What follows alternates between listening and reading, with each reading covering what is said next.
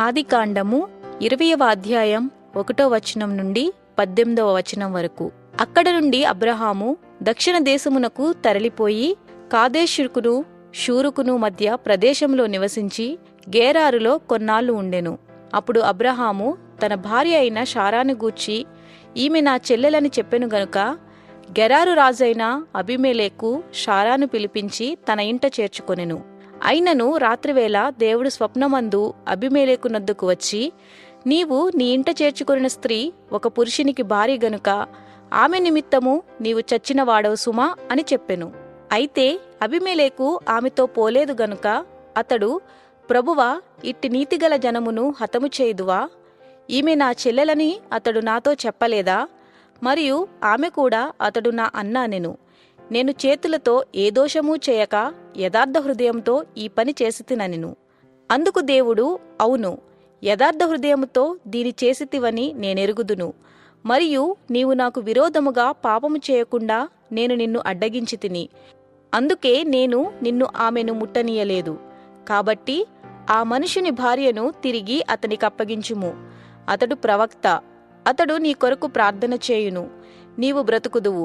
నీవు ఆమెను అతనికప్పగించని ఎడల నీవును నీ వారందరును నిశ్చయముగా చచ్చెదరని తెలుసుకొనుమని స్వప్నమందు అతనితో చెప్పెను.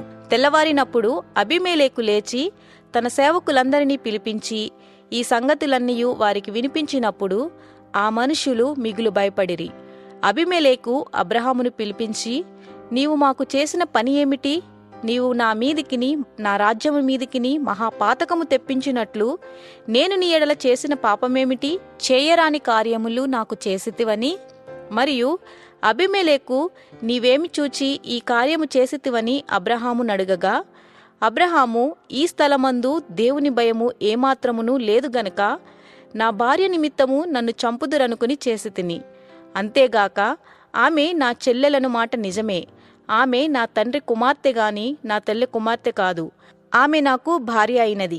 దేవుడు నన్ను నా తండ్రి ఇల్లు విడిచి దేశాంతరము పోవునట్లు చేసినప్పుడు నేను ఆమెను చూచి, మనము పోవు ప్రతి స్థలమందు ఇతడు నా సహోదరుడని నన్ను గూర్చి చెప్పుము.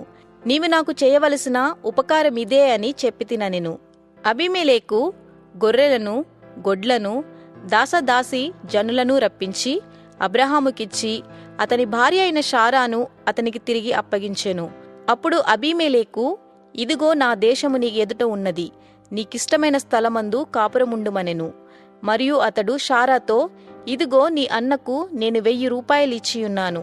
ఇది నీ యొద్దనున్న వారందరి దృష్టికి ప్రాయశ్చిత్తముగా నుండుటకై ఇది నీ పక్షముగా ఇచ్చియున్నాను.